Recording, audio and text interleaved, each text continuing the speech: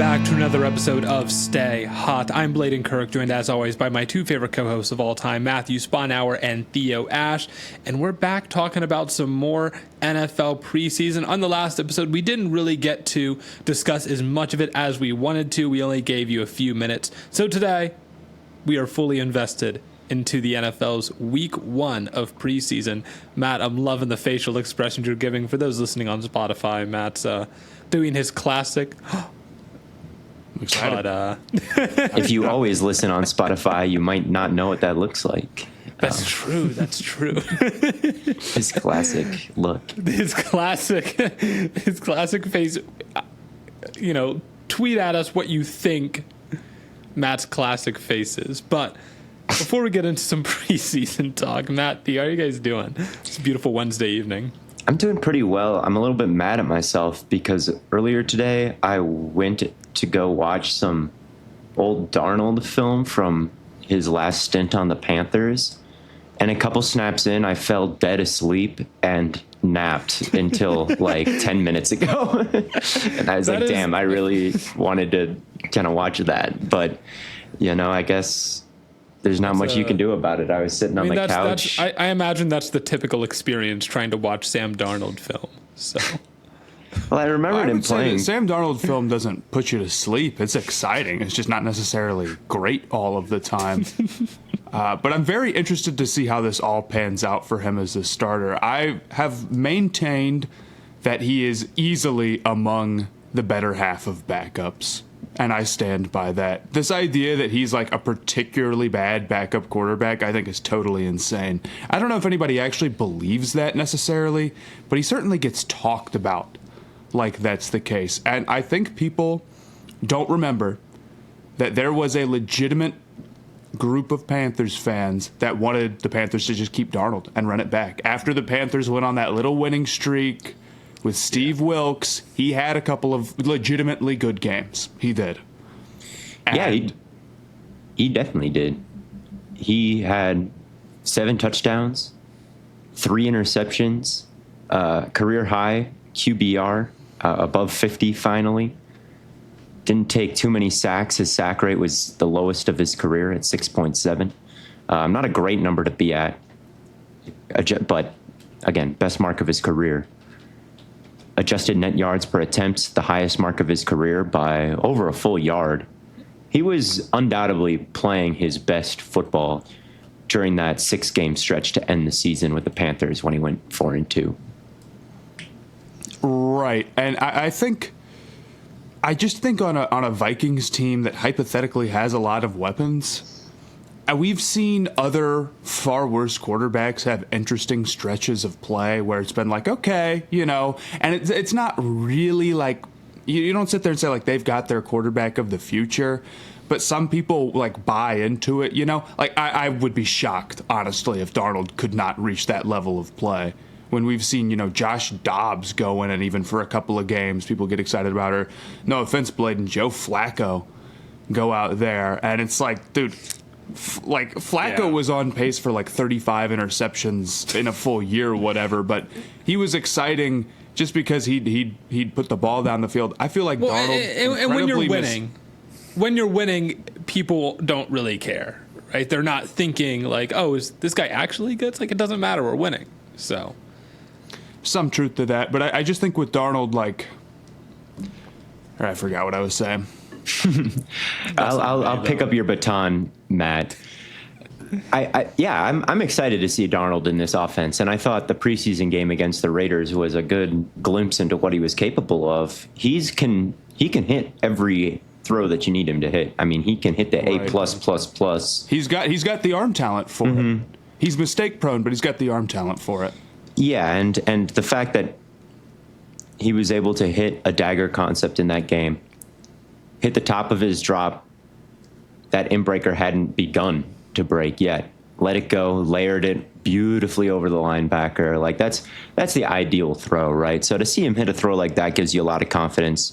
He can use his legs pretty well and make plays out of structure. Like if he has spent the past few years as a bust learning and cutting down on the turnover worthy plays and being able to play with a little bit more timing and a little bit more rhythm.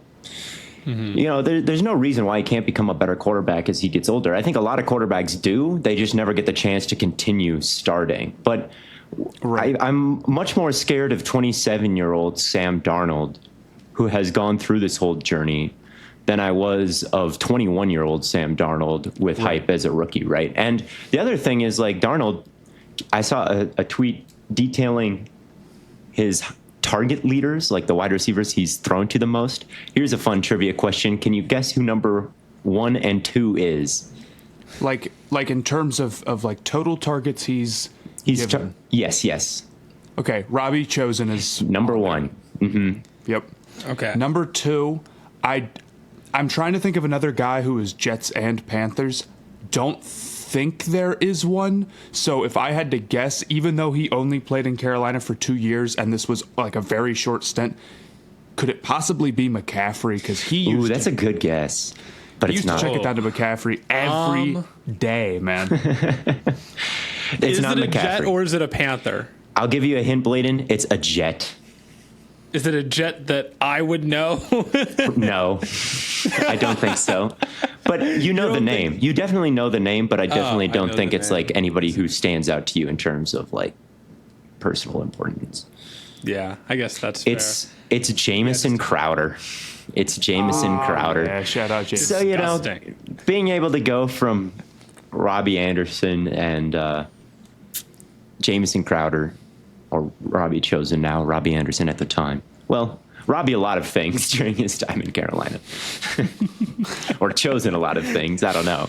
But to go from that to Justin Jefferson with some older and wiser, I do think that Darnold can give you some good minutes.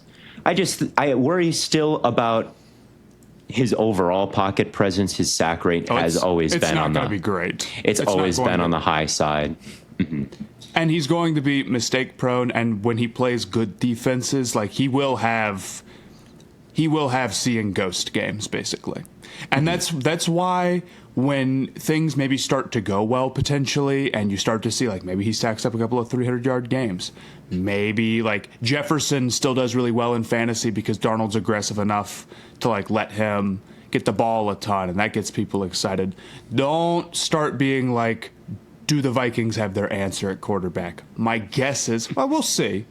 We'll see. My guess is the answer will still be no, but I think that he'll probably have a pretty interesting season at least. Maybe like a Jameis 30 for 30 redux. I could see that potentially being that. Like Jameis keep your look. You're the starter. You've got nobody behind you anymore. Just let loose Sam Darnold. Like, yeah, that's a tight window, but you can hit it, buddy. Like you can. Justin Jefferson can catch it. Like just go out Sam there, Darnold's shoulder, and see how many.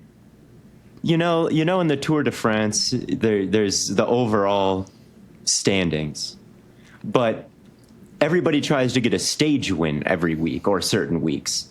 I think Darnold should go out there and see how many weeks he can lead the league in passing. You know, like, we may not be going for the overall win, and at the end of the season, we're not going to have the best numbers, but any given week, I can go for the FedEx passing award that they do, you know, like that's how I want Sam Darnold to approach it. Okay. And I think that he can be somewhat dangerous on a week to week basis in the offense, but McCarthy obviously tearing his meniscus and getting the full rebuild. I don't know, like what is your general thought on his side of this story? I mean, he's pretty young, obviously. I think rebuilding the knee entirely seems like the right play instead of throwing him out there. I honestly didn't know if he was expected to start week 1. I think a lot of Vikings fans were talking like he was going to, but I also think that was maybe kind of wish casting because starting week 1 would probably be like a great sign. So obviously it was going to happen. I think in general, like a young guy not being able to go out there and potentially get reps at some point, or not being able to like be in practice, like that sucks. Like it's definitely not good, but it's not, you know, he's so young. It's not like a career ender for him or anything. No. So being cautious is probably the right play. You know, spend all offseason learning what you can learn, and weapons will be there for you next year, right? Right. Yeah, it really doesn't have too much of an effect on how I feel about the Vikings season, because I totally agree. The hype surrounding McCarthy and the perceived inevitability of him getting in this season wasn't quite reality for me. After his preseason game, he made a bunch of great throws. He did. But it was against the second string. He threw a pick when the starting secondary was out there. And the starting linebackers. And then after that, there were a lot of blown coverages, I would say. It looked a lot like his Michigan tape, honestly, where it's like there was a bunch of slot crosses, like guys in the slot crossing the entire field. Secondary players would fall behind them. And if that happens, like J.J. McCarthy is hitting it no matter what. Like, it could be Aaron Donald instantly beating the center. Like, I 100% have faith in J.J. McCarthy to like stand in there and hit a throw over the middle with no one out in front of it, no matter the pressure situation. And that's what was going on. Obviously, a really nice throw on the double move versus cover 3 where the cornerback bit down and he hit the go ball. So like, all good things to be seeing. But also, it was against the backups, and there was a lot of favorable windows. So to say like from that game he like surpassed Darnold when Darnold played really well as well in his one drive, like, yeah, that wasn't ever quite the reality for me. But it sucks, right? Like, there's no one that'll be happy. You won't be able to see McCarthy for the next 2 preseason games. That makes just the foreseeable future a lot less interesting. And if anything were to happen to Darnold, like, now you have no insurance policy. So it's definitely not good news. Who's the next quarterback up? Mullins still, or Hall? But I think they signed somebody. It is Mullins. Oh, they do is it Mullins? And then Hall. Okay. Yeah. So I mean, if something happens to Darnold, you're really screwed. Yeah, exactly. So it's not good, but it's definitely not as bad as maybe like your number one Viking fan, JJ friend, would probably lead you to believe, I'd say, because I do think that Darnold has a chance, would have started week 1 no matter what. And maybe could have played, like, I think he can play well enough that he wouldn't have given up that job, or like, I think he can play well enough to avoid benching, so. Yes. Yeah. But Yeah, the Vikings and after how bad their quarterback situation was last year, I think it'll feel like an upgrade. It's all about perspective, isn't it, Matt? It'll feel like an upgrade, at least. It'll be an upgrade. Yeah. I don't know if it'll be an upgrade because there were 8 weeks. I think it'll be about the same. Like last year, the Vikings ended with middle. Cousins, yeah. They ended like middle of the pack and everything because Cousins was playing great for 8 weeks. So it'll definitely be an upgrade over the second half of the season. But overall, like, are you going to get 8 weeks of MVP talk, which is kind of what Cousins was getting? Like, I don't know if it'll be quite that good, but I think it'll be pretty close. Like, if last year it was half really good, half really bad, this year it'll be like mid throughout. And that's how the 16th ranked passing attack will develop or something. The 16th ranked passing attack. Hopefully Addison is okay. Yeah, that's the other thing, is Addison got carted off today, and that's, I mean, the big thing with this Vikings team is how many weapons they have. You go into the season with just Jefferson, and I mean, you would still have Hawkinson, but it would definitely be a huge blow to not have him. Yeah, but it says KOC said, I think he's going to be okay. So even though he got carted off, it feels like more not aircast carted off, just like his ankles hurt, let's not have him walk carted, So I don't think the Viking season has obviously gotten off to a huge misfire, but at the end of the day, like during week 1, it'll probably look about how you were expecting it to look like 5 days ago if you're a Viking fan. So there is hope. And this isn't the year, right? So I wouldn't be too disheartened. Yeah, the expectations this year, like, I know it's so disappointing, but they're operating on a longer timeline. So Right. Well, do we want to talk about some of the week 1 preseason performances? I know, of course, we have to talk about the quarterbacks. And Theo, you said you watched the tackles pretty in-depthly. So we can start with those areas. We talked about McCarthy to some extent. What other quarterback performances were you guys fans of or not fans of? I liked what Penix did, actually. He had one of those throws that really made me sit up, kind of like Darnold did when he hit that dagger shot, where Penix looked off the linebacker with a pump fake and then moved to the backside, ripped a dig, hit that. He hit a go versus cover 3 with a corner pressed up and bailing, and his guy got over the top, and he hit that. Didn't really put the ball in harm's way at all. I don't think he took any sacks. I saw a lot of hype for Bo Nix's performance and J.J. McCarthy's performance and Caleb Williams' performance, but I feel like I saw really Penix's debut kind of came and went. And I actually think he has a case to say, like, hey, I played the best out of anybody, like, because I played a long time and I had some big-time throws, and I don't know. Penix has really stood out to me. I don't think he's getting enough shine. I think he's probably getting talked about less because not only did he had a lot of big time throws that should have been hit. And Theo, I think you brought this up on the last episode too, where receivers just weren't able to make plays that were definitely there to be made. Mm-hmm. So that's probably why. Yeah, there was a good teach tape of Penix trying to hit the go ball and then Daniels trying to hit the go ball, and Daniels did. Mm-hmm. But when he targeted De'Ami Brown actually tracked it over his shoulder. Like, he let it fall over the first shoulder, get out of range of the corner, and then flashed his hands and made the catch like closer to the sideline. Whereas Washington, the guy Penix targeted, like jumped crazy early and tried to kind of high point it instead of letting it fall over his shoulder. And I think that was the difference between Daniels.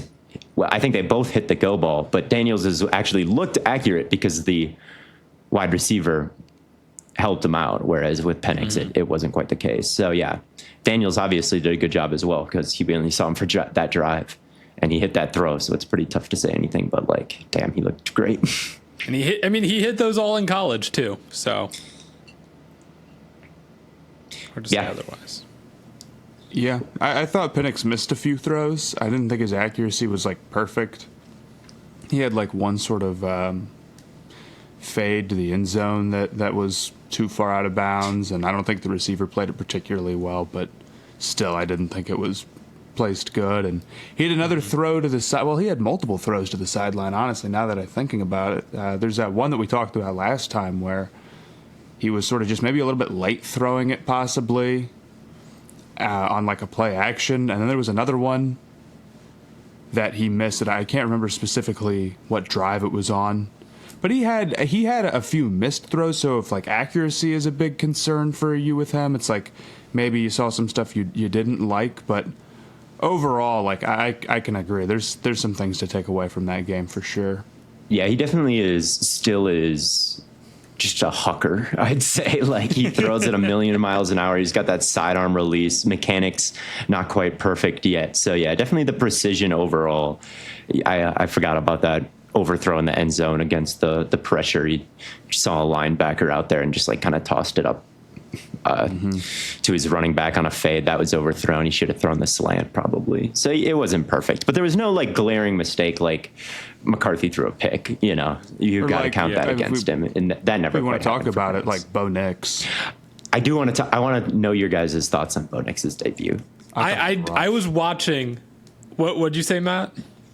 I thought it was kind of rough. I thought some of the bad plays were pretty bad. I was watching that game back earlier today, and I was like, man, I've heard a lot of good things about Bo Nix's performance. I'm excited to see it, and I was like, I just walked away feeling kind of disappointed.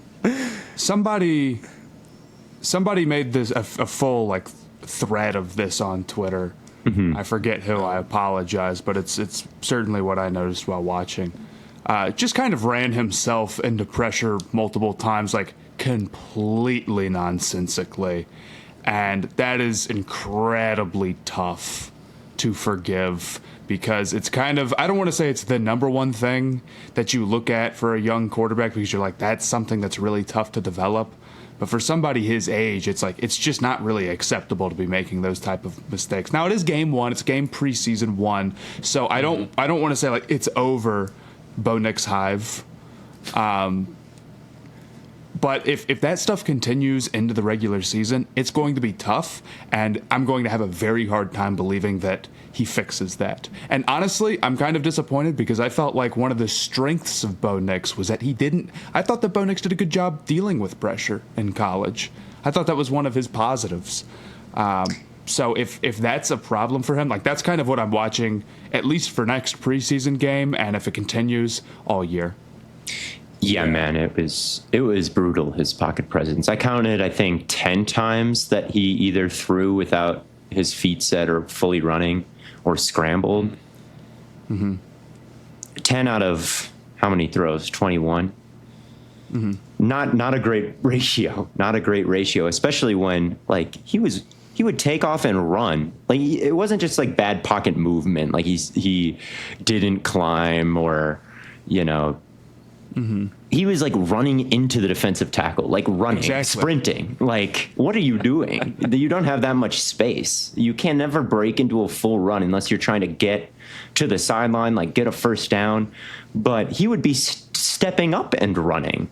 You know, like it wasn't a nice hit the top of your drop, like slide, read the field. It was like hit the top of your drop, run forward and like throw, like kind of falling forward because you're running. It's like, bro, that's not going to work, like, whatsoever. And what's weird, those kind of plays don't show up on the stat sheet. Like, if you go to PFF, those aren't going to show up as pressured plays. It's just like he just manufactured a pressured situation without there being it. It's very weird. But I will give him the one benefit of when it was like straight drop, hit the top of your drop, and get the ball out. He was usually pretty accurate on those throws. What was his ADOT on those throws, do you think? Oh, probably like less than one. Look, there's not a quarterback in the NFL I want more than Bo Nix if it's an instant throw and within 5 yards. Yeah. I will say, to give him some credit, he also had one of those moments where I thought he threw an accurate go ball and Reynolds, his wide receiver, jumped a bit early. He had one of those in the end zone that I thought was well placed and kind of glanced off his receiver's fingertips. But again, that was first read. Ball out pretty quick on a go ball. Just because it's deep doesn't mean he's like holding it and going through progressions, right? I always call it an overrated throw, right? But still, like, he did hit that. But yeah, just some overall ugly moments. There was one smash concept where he had a corner route breaking wide open to the sideline, and like he's looking at it, and he just turned it down to take off and start running and throw a double covered backside dig. It's like, bro, what are you doing? Like, what are you doing? So yeah, he was 15 of 21. That's a good number to be at, but only 120 yards on like 21 attempts. Right. Yards Against the Colts backups. That's one where the preseason numbers, I think, are definitely lying because he did not have that impressive of a debut. The first throw that he hit, that stick nod up the seam. Do you guys remember that one where he kind of let his tight end into contact? That was one where he tried to move across the field in the pocket, but I just thought he was kind of just late and clumsy getting his feet over to get that throw off. So yeah, there again, like you said, Matt, just the first preseason game, but he is an older prospect and there were some concerning reps, and those are the things that I think translate better to the regular season, unfortunately, for everybody with a young quarterback. Yeah, I'll give you an interesting preseason stat. Caleb Williams had 13.6 yards per attempt passing. J.J. McCarthy, 11.1. Bo Nix, 6.2. Yeah, I'm sure Daniels had a crazy high per throw. I mean, Daniels threw 3 times. So I know. Yeah, it was 15. It's just rough to be the only rookie that played like below 10 or something. So I don't know. Penix only had 6.5 yards per attempt. Yards per attempt numbers in the preseason through less than one game feel like they'd be pretty noisy, though. I'm not going to lie to you. It's very true. It's very true. Let's look at Bo Nix's. Bo Nix did have very low average depth of target. Yeah. I wouldn't say very low, but compared to like Caleb had 10.6, McCarthy had 10, Daniels had 9.7, Nix had 7.4. Yeah, it's not that average. His yards per throw wasn't that bad. It's his yards per completion that I'm a little bit like, because all the throws down the field seem to go incomplete. Although, like I said, one may have not been tracked very well.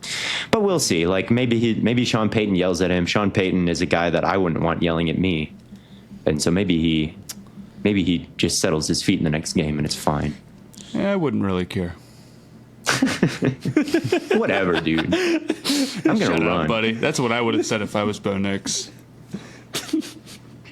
Sean Payton probably was like, So real. 4 yards of completion. Great work, Bo.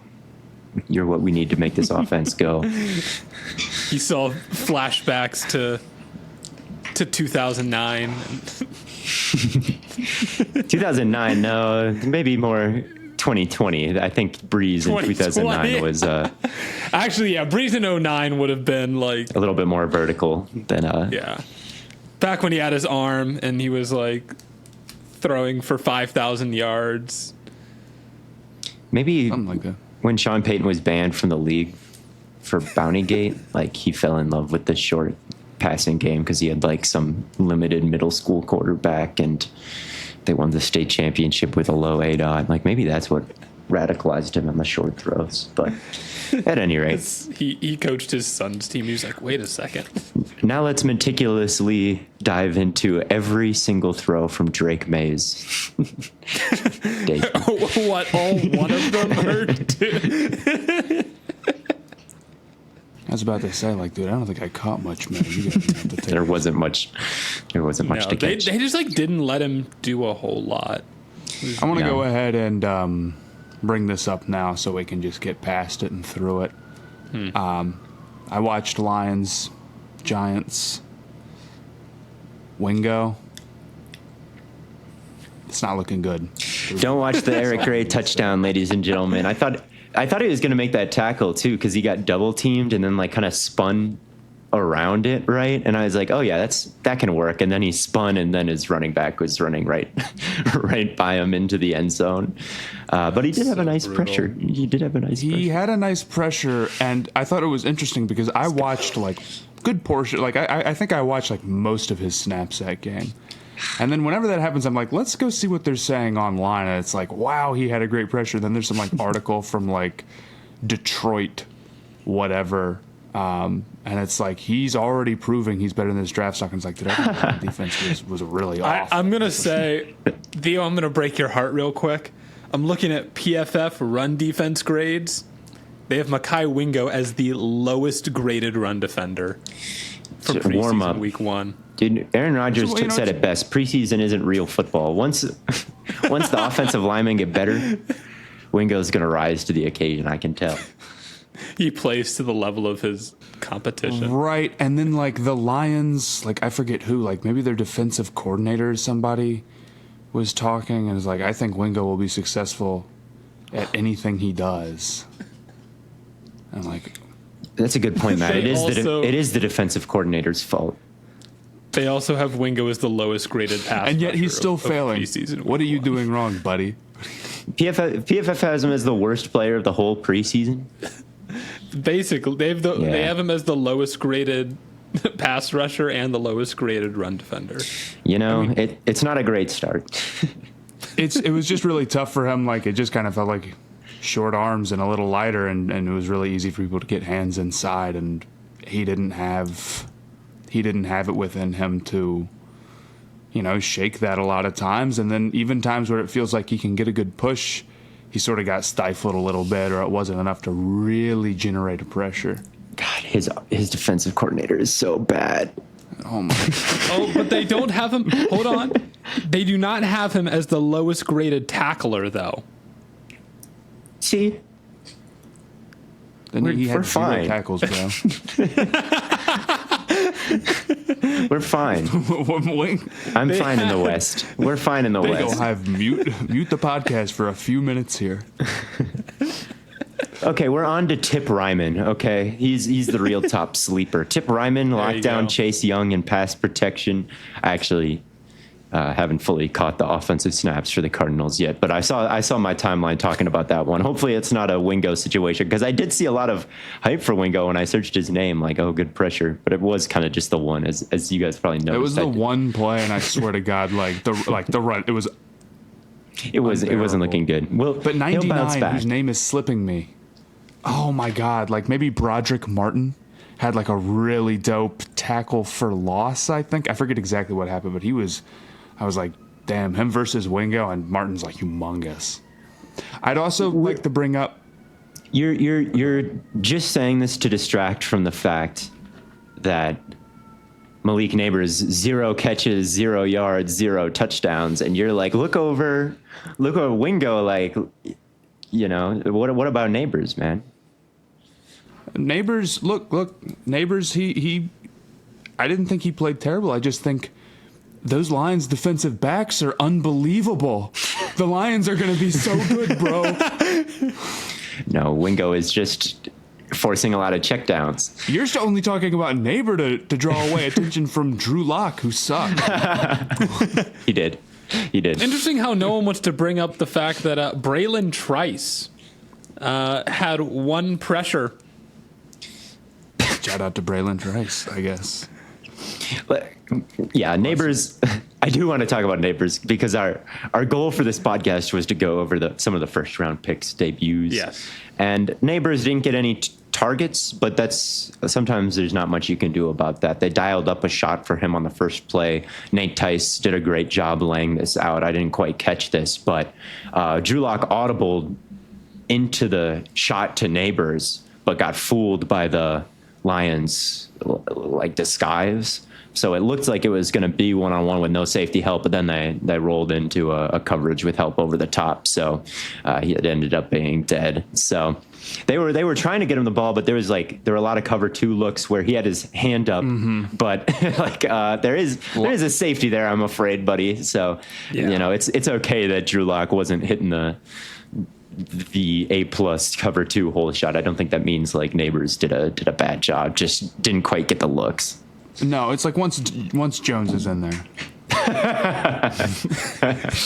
he'll take those shots. Yeah, it did feel like it wasn't like Arnold one-on-one with Neighbors a ton, and then Neighbors just couldn't win. I mean, there were a few reps, but I thought Arnold and Rakestraw looked good for what they did, but it was a lot of zone, and it was like, okay, you're kind of just doing your job here more than showing something crazy. But if it wasn't a bad performance by the defensive backs, I think if I'm interested to watch them for the rest of the preseason. I mean, like so much of their defense comes down to whether or not those guys are gonna be serious starters day one. Yeah. Let's move on to maybe a different first round rookie. We haven't talked about Caleb yet. Yeah.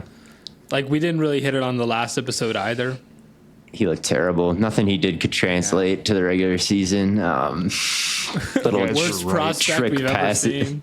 Trick passes, flashy plays. Like, okay. I've heard they actually doctored up the footage to make it look like he played better than he did.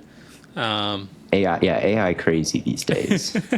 I just say about Caleb, like the arm talent looks amazing, which we know. He looks really fast, even on the NFL level, which we know.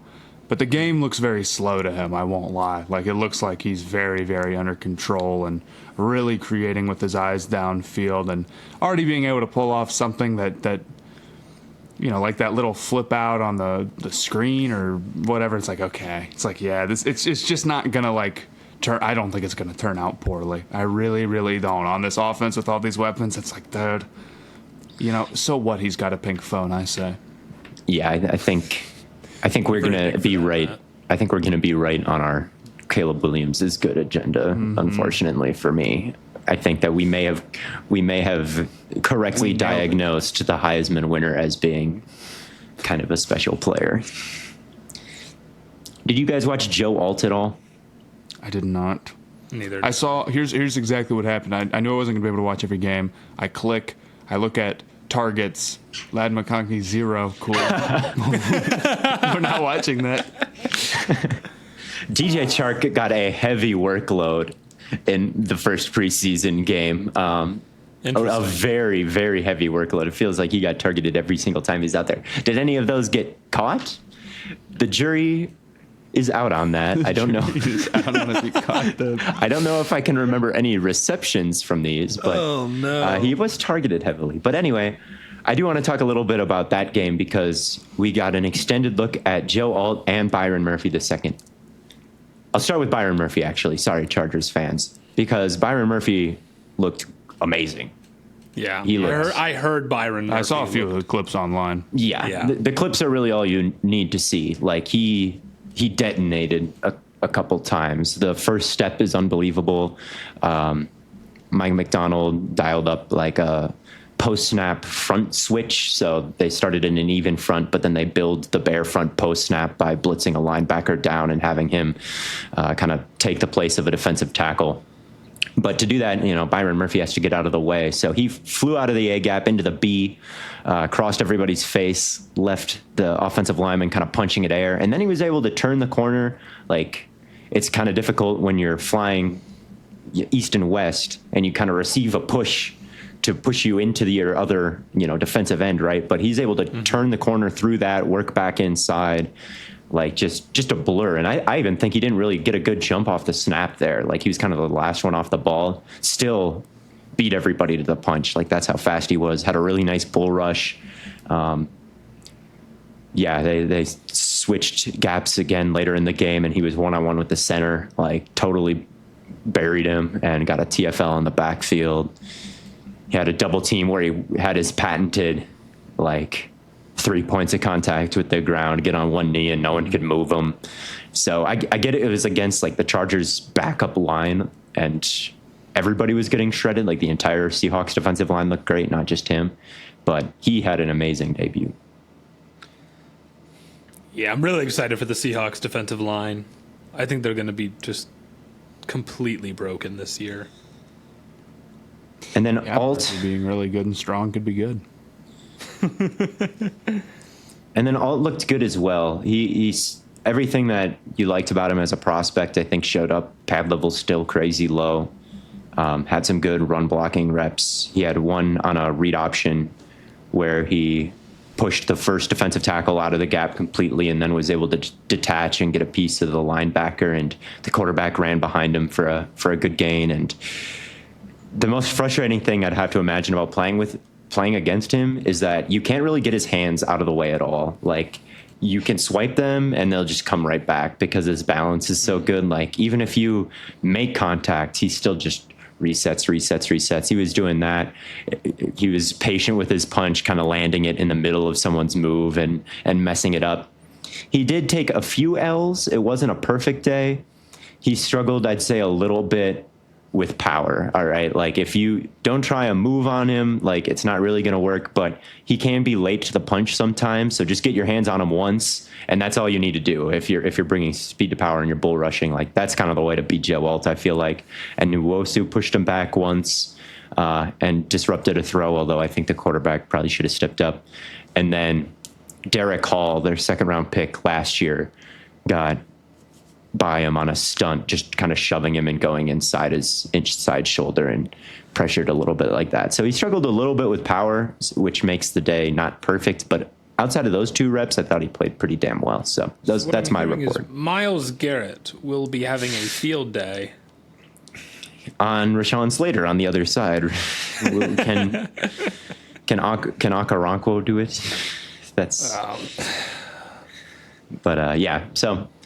Just some thoughts on that game and the first rounders that I saw. Both lived up to the hype, I'd say. I watched a little Bengals little memes. First off, Mims and Trent Brown, 2 tackles, is hilarious aesthetically. Those guys are massive. I mean, it's really unbelievable to go watch it. Go pull up the All-22 if you can. Just one play, just look at it from the back. I mean, those guys are humongous.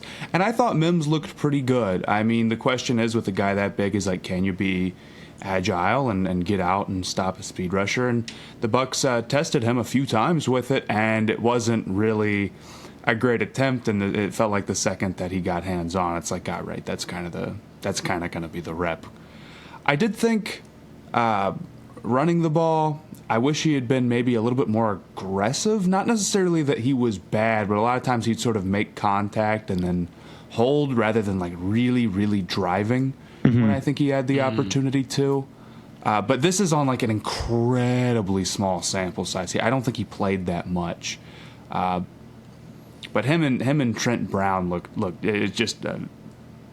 It might, for all the bad offensive lines that the Bengals have had, maybe this one won't be any better. Although I think it on paper is better. But at least it's going to be very big, and that will be interesting. And you'll say, "Oh my God!" With Orlando Brown as well, guys. Right? I mean, they're massive, man. And that's just a funny strategy for a team to try. Let's get the real big guys.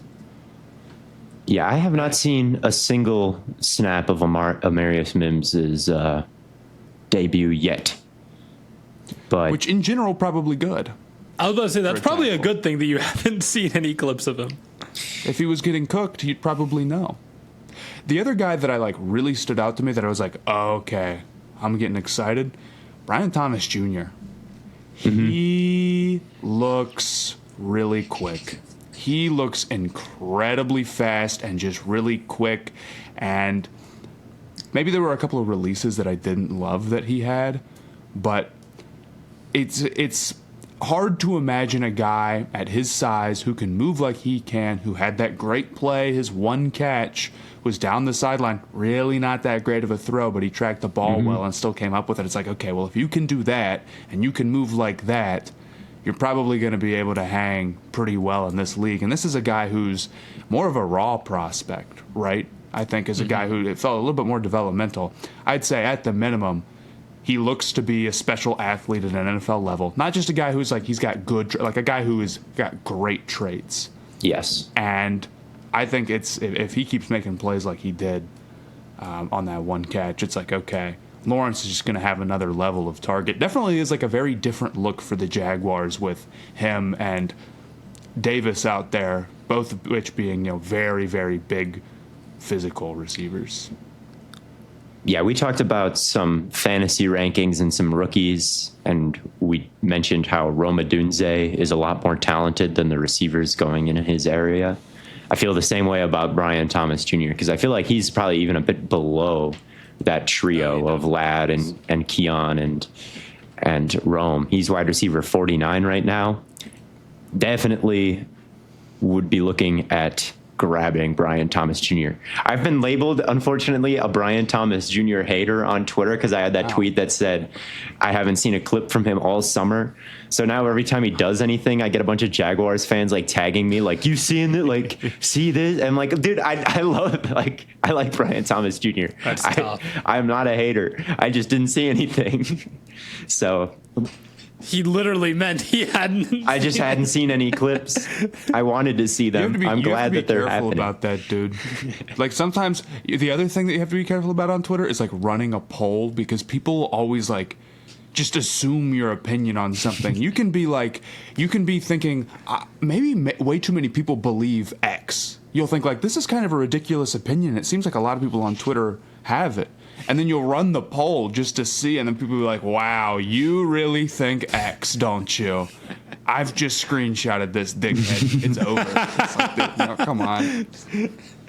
But, yeah, I'm glad that Brian Thomas Jr. looked good. I'm not upset about it at all. I think he has a chance to be really sick. Spotify listeners, there's one big tear running down this guy's cheek right now. Don't buy it.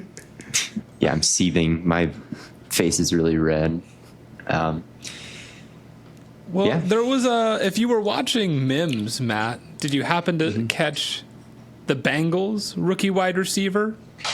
No, I kind of just tapped in for Mims, I won't lie. Okay. I was sort of locked in on him. I didn't see as much as Burton. I did see that he had a couple of nice catches on Twitter. Yeah. But that was about it. Okay. Yeah, I don't want to like oversell Burton. Like he is a rookie. The wide receiver 3 position is kind of up in the air, but like, man, when I see stuff like that, it just makes me want to say something really irresponsible. But I won't. I won't yet. This is a safe space, Theo. We're not. No one will ever could hear you be this. Saying irresponsibly. I mean, I don't think that he's got like crazy competition to be wide receiver 3 there. I apologize, but it's the guy from Princeton right now listed on ESPN who has had a few nice plays for them, for the Bengals, and I'm rooting for him. But I don't think it'd be crazy for a 3rd-round pick to, supersede a guy who was picked in the 6th round just last year. It feels like, if anything, like Burton should win that job, and it would be a disappointment if he did not. Mm-hmm. Yeah.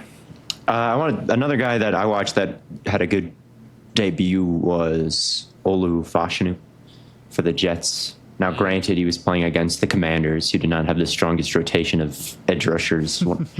But I thought he looked really light on his feet. There were some times where there was one specific time where I thought maybe he was going to get tangled up under setting when a edge rusher looked like he was going to rush inside and then went around out. And Fashanu redirected pretty well, got his hips around, ran him up the arc. He flashed his punch, and that triggered a move from one of the defensive ends. And then he took his hand away and then reset his hands. And I always like seeing that kind of misdirection from a tackle. So a little bit of decoy punching, resetting his hands. Like I just, again, weak competition, but he showed everything that you wanted to see. He was able to anchor down. He was able to run people around the arc. He was varied with his punches.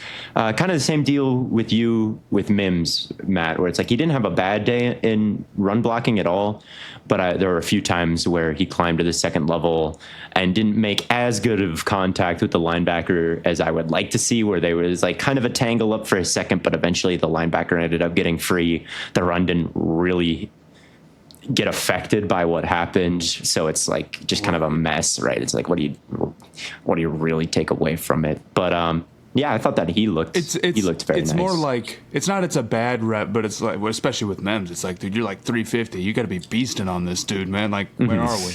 Yeah. But I don't know. I'm really excited for the Bengals offense as a whole, dude. I think the take that they're gonna have their best year yet, I can really get down with, dude. Because I sort of think like Mims, I know he's injury prone, but like he's out there right now. No, he's not. Did you miss? He got hurt. Did he really? Yes, he did. Wow. Not for like a whole season or anything. Not in the game, I don't think. I was about to say, because I guess I didn't double check that I saw his last rep. Yeah, I don't think it was in the game, but he hurt his pec, and now he's out, quote, several weeks. And Zach Taylor, when someone asked him what several meant, he broke out the literal, he did the high school debate kid thing of like reading the dictionary definition of several. That is nuts. Yeah, it's looking weak. My fault. So just like, I don't know. It's looking like 2 wins for the Bengals. That does suck because Amarius Mims, I think like his training camp reps, he looks like a special mover, like looked good in the preseason game, but he is already banged up, which is the big issue. And the other issue, he hardly played in college. I know. And the other thing that you guys might be right about with the Bengals, the defensive tackle situation is actually abysmal. Like, it's actually abysmal. My bad. It's like BJ Hill is cool. He's not like, and then I don't know, his name is slipping. I really didn't watch much outside of Mims. I went to go watch this game specifically. It's fine. That. Me too, with like Guyton and stuff. No one's holding that over your head. But I mean, it's just, it feels like this Bengals defense as a whole has lost the leaders of what may like lost their best players, Bates and Reeder from a couple years ago.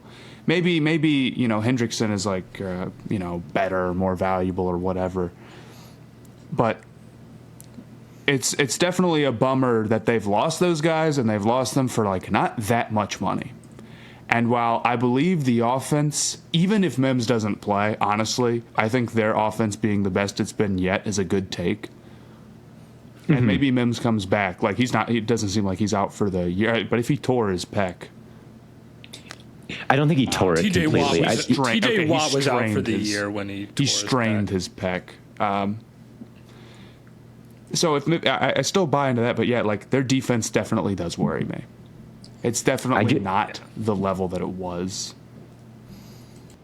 I just looked it up. Tierre Tart just got cut from the Dolphins.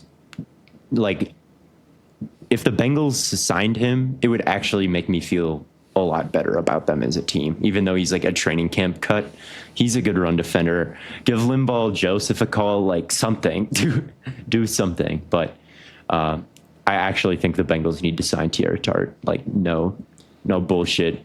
That's not a huge name, but they need to dip into free agency. Or maybe Grant Barton is just the GOAT. They cut him.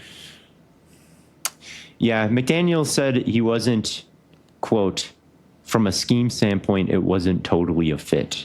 So maybe they wanted more pass rush upside because he's more of a run defender. But yeah, from the Bengals, absolutely could use a guy like that or Linval or something like as old as Linval is.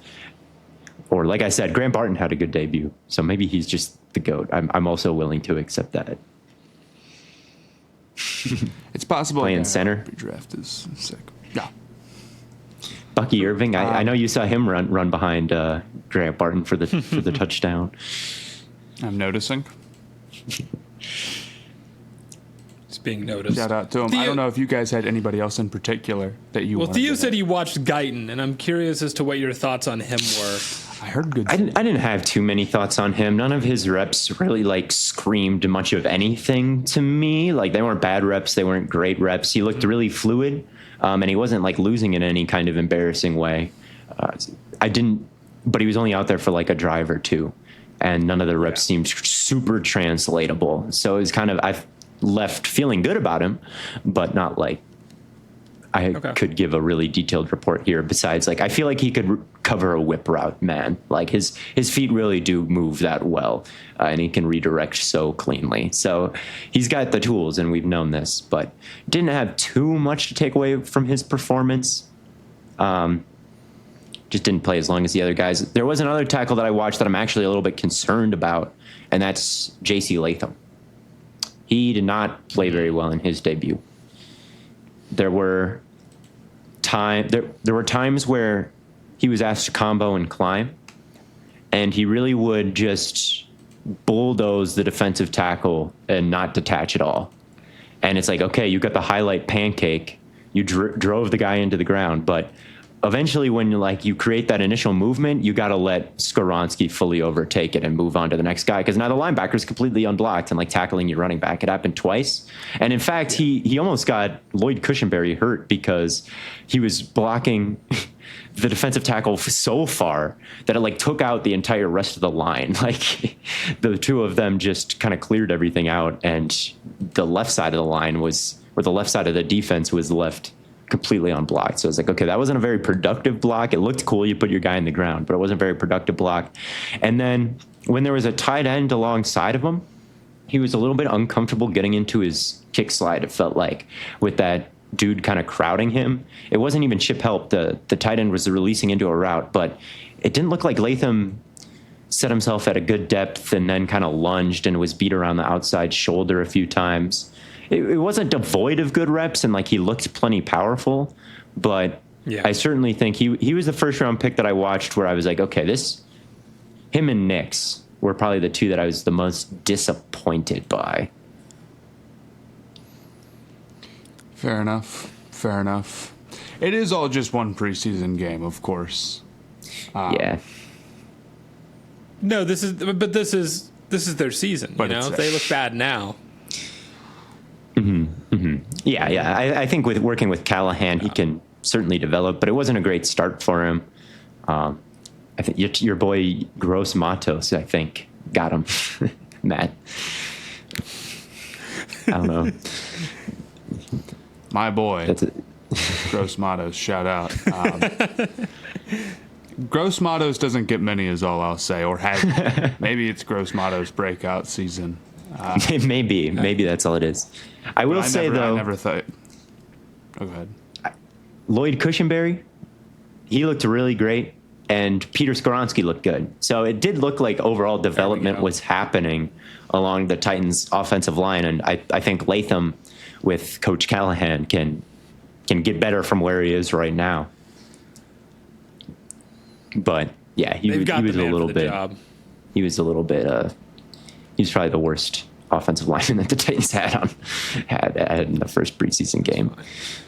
Skoronski looking good makes me feel good. That's really huge. Did you catch Sweat at all, or did you not watch that side of the ball? Or did he I don't play? think he played. Fair enough. Oh wait, maybe he did. Maybe I was just watching offense. Oh yeah, he did play. Okay, so I was just watching the Titans offense. I've watched too many preseason things, and I forgot what I had seen and what I had. I feel you. I feel you. All right. Oh well. Real quick, I know we have some other stuff we want to get into. What are your thoughts on a Hassan Reddick? We haven't really talked about that. Requesting a trade out of the Jets, and he hasn't even played. I think the Lions should call is what I think, and I think the Jets are dumb because they traded for a guy and then he's not even going to play for him, so that sucks. That's my thought. What did they give up to get him again? A third. A conditional third. Damn. I saw some Jets fans being turned into a second. Yeah. True. Yeah. Right. That's a good point. I saw some Jets fans saying like Joe Douglas isn't dumb. Reddick just lied. He said that he would play and then he didn't. It's like, okay, how are you going to get scammed that easily? Like he says he wants out of Philadelphia.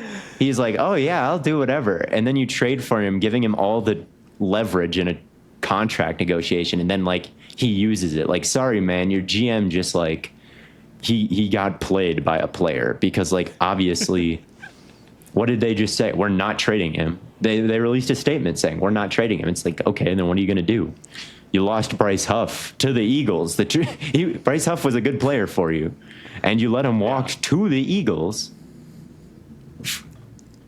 and got Reddick, which I guess means like you're very like you can't let Reddick just not play. Like, I don't know.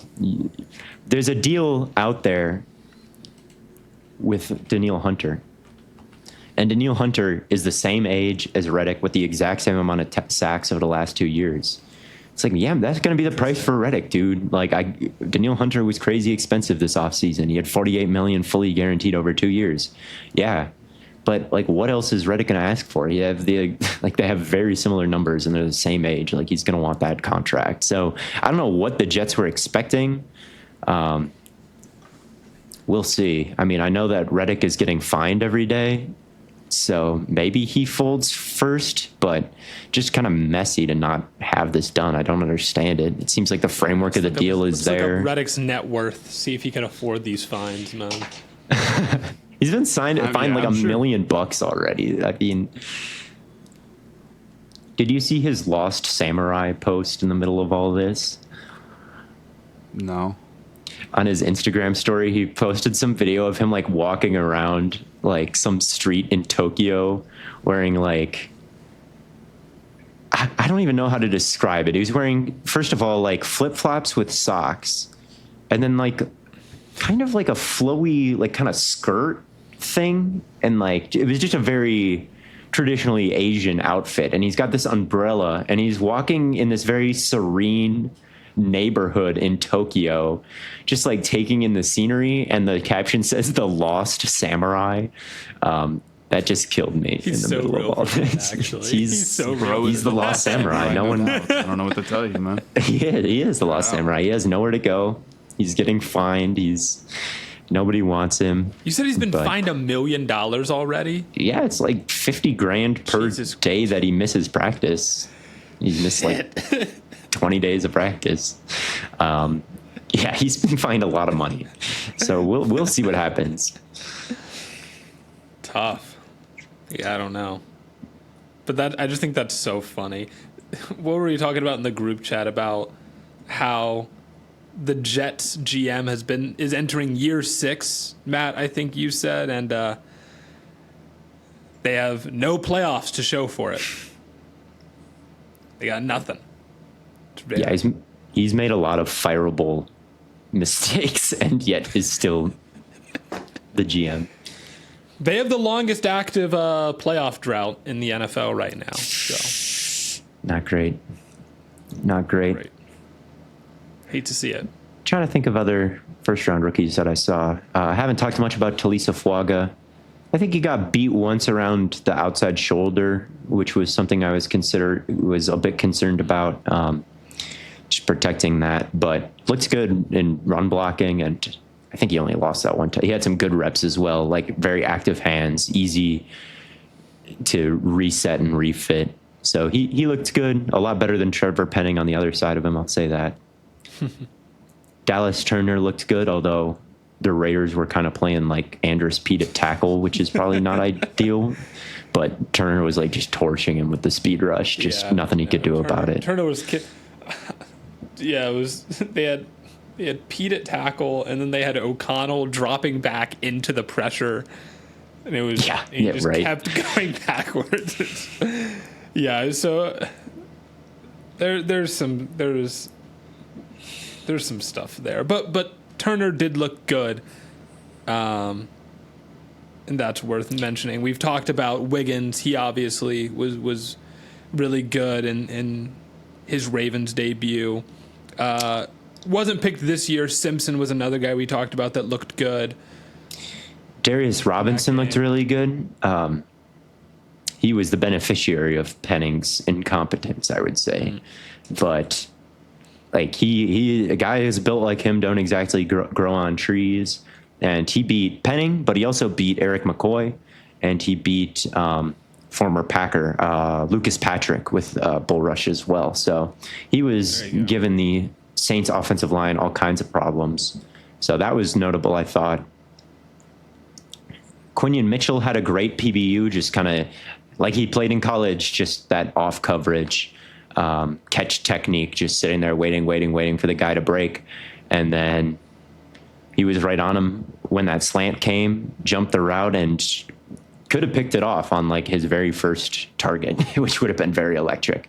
Although I will say he's got to get out of that number 30. I'm not a big number aura guy, but Quinion Mitchell wearing number 30 is one that actually kind of offends me. Can I give a take on corner numbers or maybe defensive numbers in general? I don't like defensive players wearing single digits. No? I think it looks weird. I'm sorry. Grow up. Something about you say grow up. Corner. I just don't think it looks right. Sorry, like wear 50, be a real linebacker. Wear 25, I will say for the line, I can get with that take for the linebackers. I don't think I can get with that take for the corners. Like Sanders still number 2. Looks good to me. Number 0 at Michigan. Who else has got single digits? I don't know why he was the first guy. Jalen Ramsey, I know, but like, I think he looked cooler with 20. Sorry. He looked more like a corner. Now he feels like a receiver trying to play corner. I don't know. The corners are the natural. They're playmakers like receivers are. They're fast. They're sleek. I feel like they fit the single digit criteria. It's not about that. It's just like single digits don't belong on the defensive side of the ball. That's fair enough. So Latu is good as well. Oh yeah, how did we not talk about Latu? The Latu. We showed a lot of restraint. We've been trying to avoid talking about the future defensive rookie of the year. He was quite good. But again, we're talking about a game against Bo Nix, who was terrible under pressure. He was against Bowles, though. Like, he was beating Garrett Bowles. Yeah. Which was a starter. Like, he maybe had the best debut of any of the rookies outside of Caleb, I'd say. Like, he was hooping. Ooh. He only played like 8 snaps. Better than Wiggins? So, Wiggins had a good one as well. But I really do think like Caleb, Wiggins, and Latu and Byron Murphy II. Yeah. That's another. And maybe think Brian Thomas. I would say like those guys probably had the best debuts. Latu's just gonna be so hard to stop, man. He's just gonna be so hard to stop because he's got such great hands and he's really quick and he's also huge. Right? He's got like all these tools, all these like NFL ready skill sets, and he's also like a massive guy with just like the perfect frame to be an edge defender. And he can kind of line up against anyone. Mm-hmm. So it's just like, what are you supposed to do to stop him? I don't know. His hand fighting, again, we knew it was going to be elite.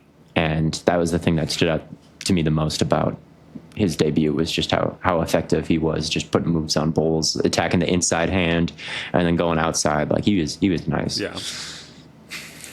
Very smooth. Yeah, he's going to be great. Another defensive line that's going to be great. Colts and Seahawks, man. They're gonna rock on the defensive line this year. I will say, Richardson looked a little shaky. No, wrong. Propaganda. Not his fault, dude. People keep sharing that almost pick that he threw. There were 2 crossers that went over each other, right? They were they were like kind of screening each other at the point where they crossed, and it's supposed to screen the defensive back, but that's not what happened. Like, it looked like the back was breaking on Granson, and he was behind Granson, and so I was like, oh yeah, this is going to be wide open. Like, good throw, Richardson. But then Granson got caught up in the mesh point and like slowed up, and then the defensive back kept going, and it ended up hitting the defensive back right in the chest. Yeah. And then all I could see on all like Twitter was Richard. People are hyped up for this. Like, people are excited about this. Like, look at the pick. It's like, bro, his tight end. It's one preseason throw where like his tight end slowed up. Like, it was a fine read. Like, nothing was overly concerning about Richardson's debut. Not that he made any like good great throws or anything like that. That's the thing. He just didn't look like.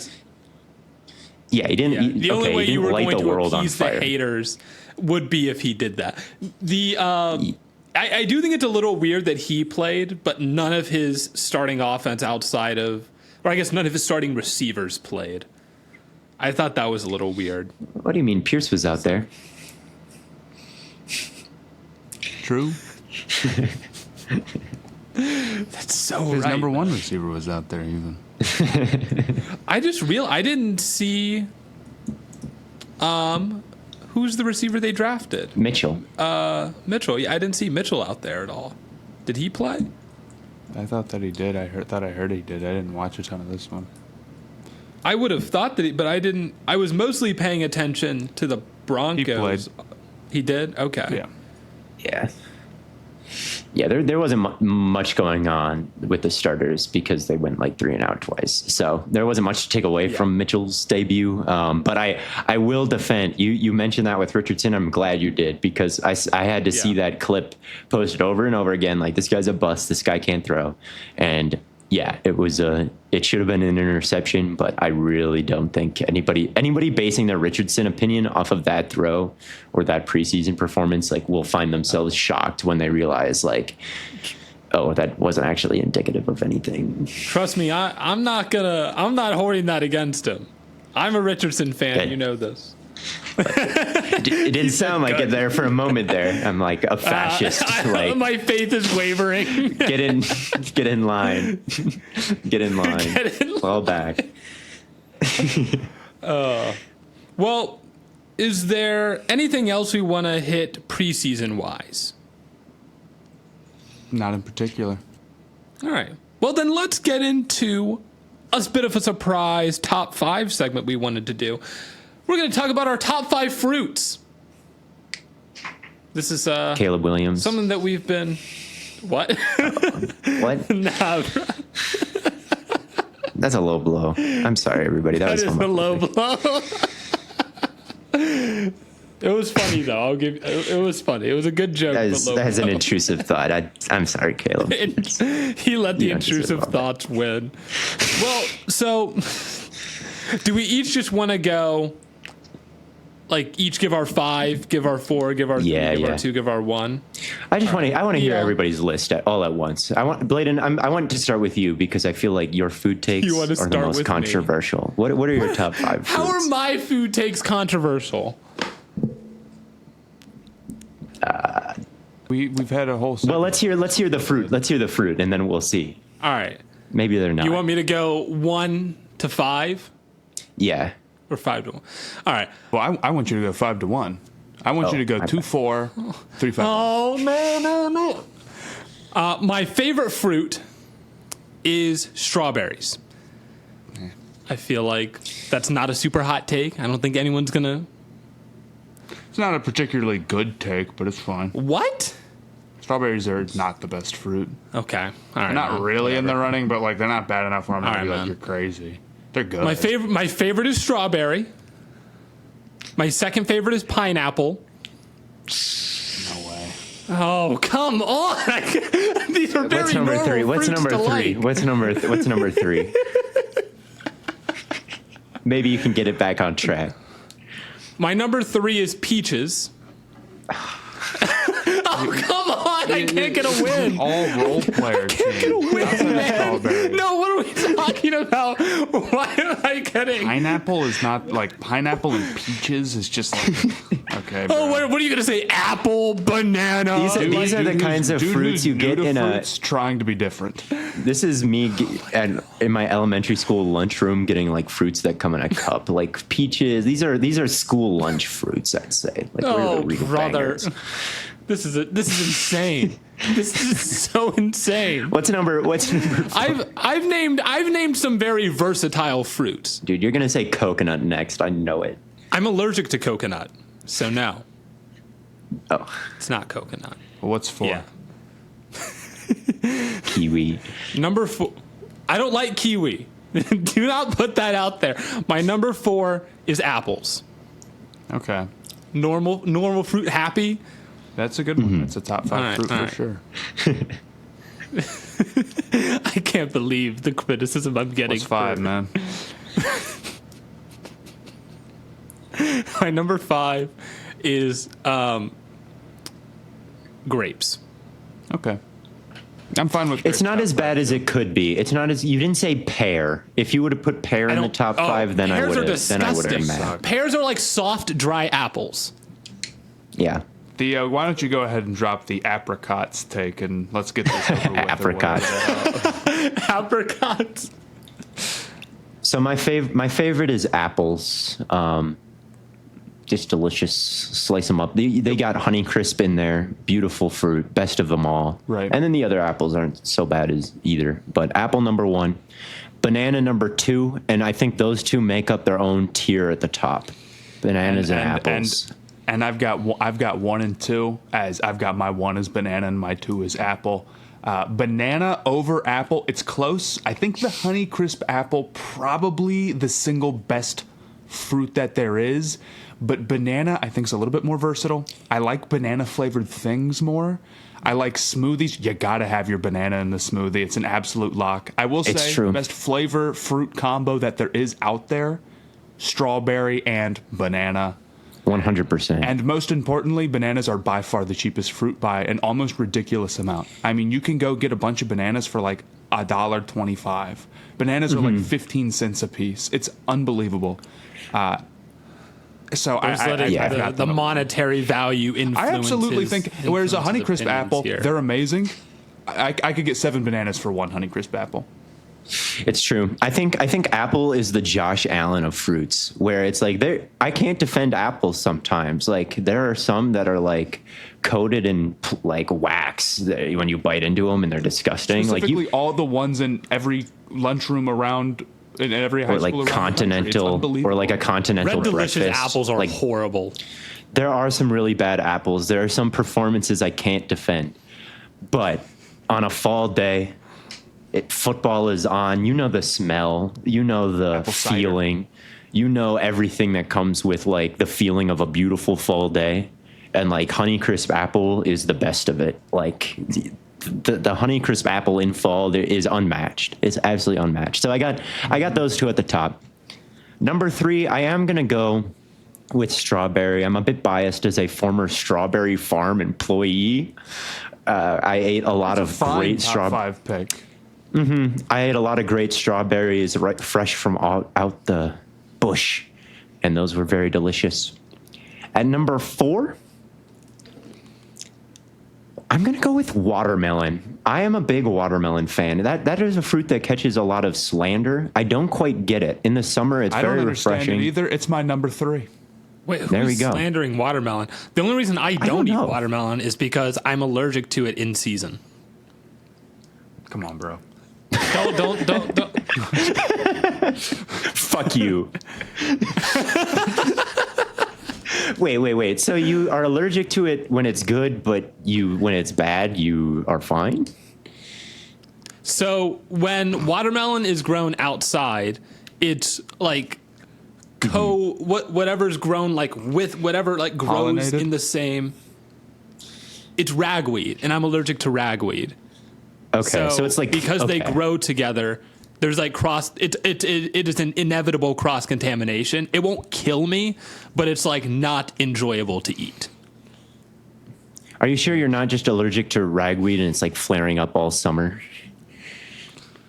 I mean, I'm fine now, and I'm not eating watermelon. I just go to the gym. If I eat watermelon, it makes like my gums itchy and. Yeah, it's something to work I on, feel man. All right, man. All right. Yeah, Let me start microdosing watermelon. Yeah, get it. What are we talking about? Well, what do you have as your number 5 then? At number 5, man, there's a lot of fruits that are like tied, I would say, at number 5. Well, this is why it's a tough debate, because there's probably about 15 or so fruits that have a real case for top 5. Strawberry being one of them. I didn't mean to disrespect it too bad, but number 1, yeah, I don't know. All right, man. At number 5, let me get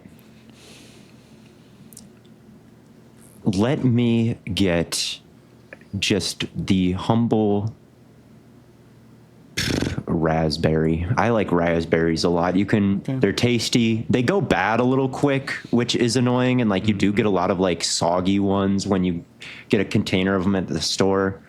But a good raspberry is tough to beat. The tartness, it's a good flavor. I like blackberries a lot as well. That's an underrated one that I was considering. So I'll go. Blackberries I'll go are apple. cool. Blackberries are very sweet. Mm-hmm. I'll go apple, banana, strawberry, watermelon, raspberry. I think that's a pretty strong list. Certainly better than Blaiden's. Thank you. I'm actually going to change my number 5, and this is going to piss you off. Real talk. I just realized this. My number 5 is tomato. Yeah, stop. Does not count. Yeah. Yes, it does. Nope. Not a It's a fruit. Not really. Tomatoes are fruits. You know exactly what we're talking about here. Nah, man. Tomatoes And are fruits. how'd you forget it? Because Because if you look up a list of fruits, like no one's going to have tomatoes there. Shockingly. The Supreme like, Court tomatoes said are otherwise. The Supreme man. Court said Give a damn. otherwise. So we're just agreeing with the Supreme Court?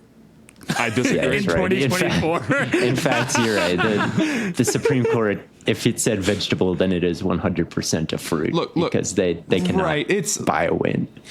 Look, it's a fruit, but like it's not. You know, It's considered a vegetable. It's considered a vegetable by nutritionists. Right. It's not the same. It's not in the same category. It's good for completely different reasons. You know, are we saying that we're putting a fruit on our burgers? Like, no, we're not. Like, let's get real. mean, okay.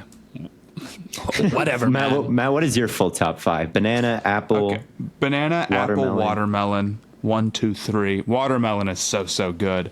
I think it's very, very close to being in the same tier as banana and apple. When my mom is in the kitchen cutting up a watermelon, Dude, I could stand there and just eat the entire thing.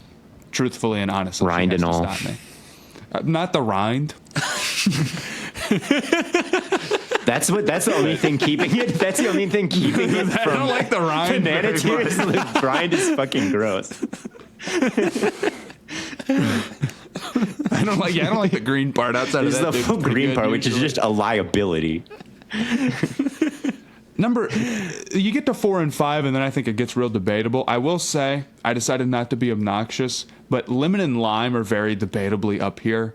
They're just too much of role players to quite make it, but their contributions otherwise are like pretty almost so good that it makes up for it. So, specifically lime, which is like anything that has lime to do with it is awesome 100% of the time. It is undefeated. No, it's not. Yeah, it is. No. What? Lime is great. The tortilla chips with lime are horrible. That's actually a crazy take. That is unbelievable. What do you mean that's a crazy take? They're trash. No, they're not. I don't believe your tortilla chip opinions because you don't eat buddy. You don't eat. This is a bad food take from you, Blaiden. You don't eat chips with any kind of dip, or you don't eat wings with any kind of dip because you think if they need dip, it makes them bad. Yeah, I don't need dip. Come on, bro. You just want the plain, dry. I'm gonna have lime. I'm gonna have chips. lime chips and lemon pepper wings, and it's gonna be. That's no. Lemon combo. pepper. Like, you can have a sauced wing, but if you then need to dip that sauced wing into like ranch or blue cheese, then the wing is bad. What if it came with the ranch already on it? Then that's okay.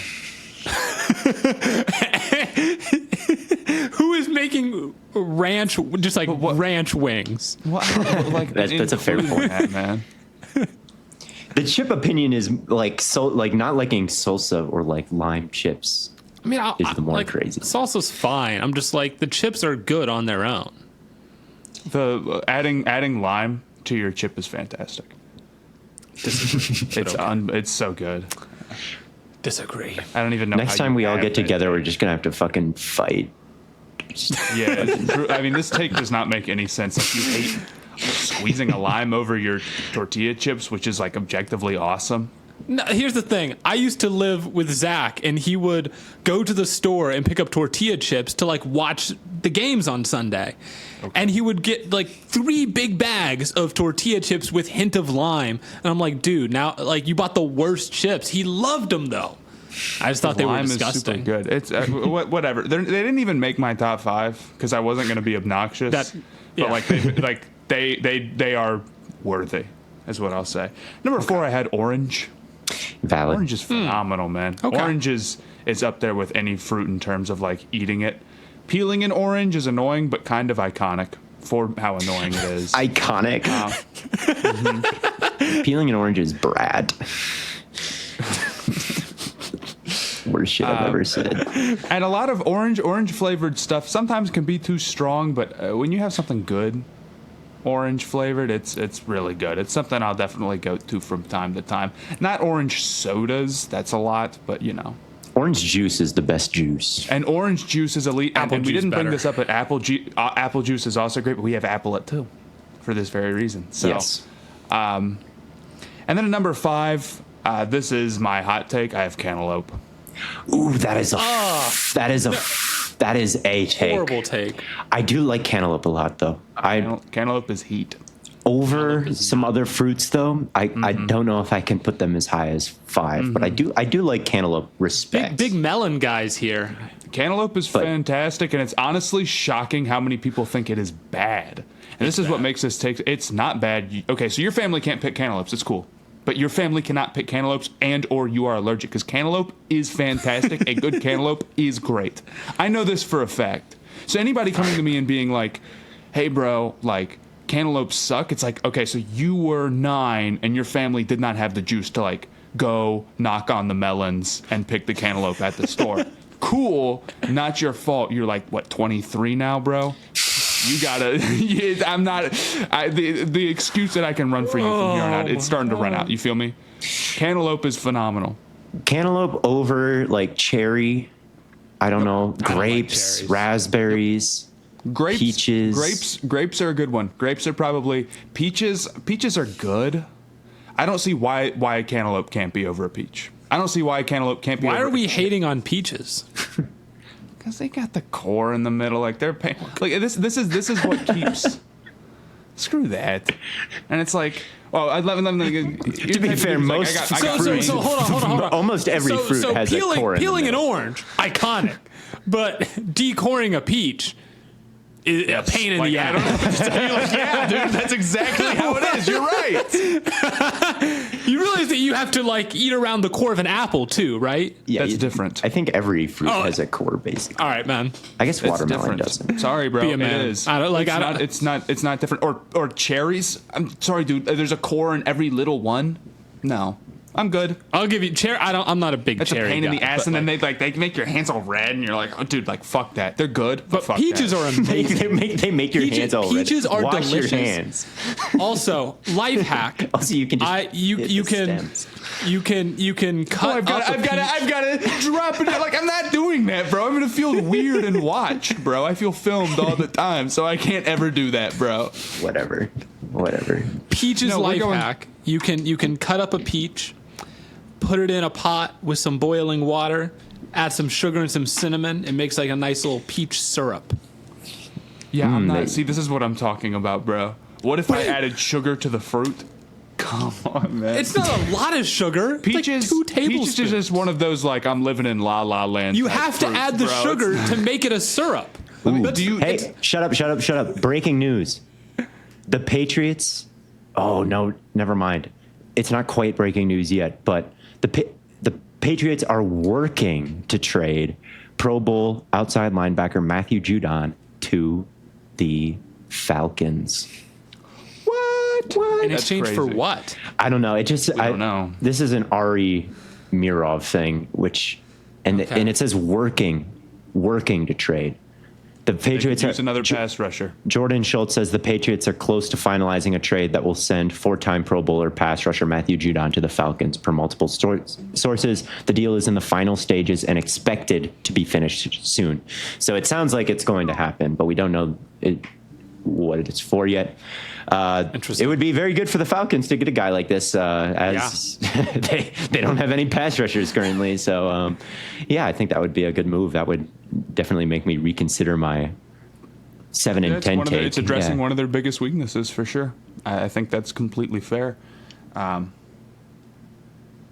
you like buying mangoes at the store though, Blaiden? That's another one of those. I like mango a decent amount. I don't. Good, but it's just one of those like, I don't know. I feel like I've never lived in the right region for mango. What is it? Not dehydrated. What's the other thing you can do to a fruit? Or maybe it was dehydrated. Hydrated, I'd guess. Those are your probably Oh two my options. God. Maybe it was a dehydrated mango that was pretty good that I had. I'm just But shocked I how like many mangoes a people decent hate amount. You can cantaloupe. cook with them. You can make like a salsa with them that's pretty good. Yeah,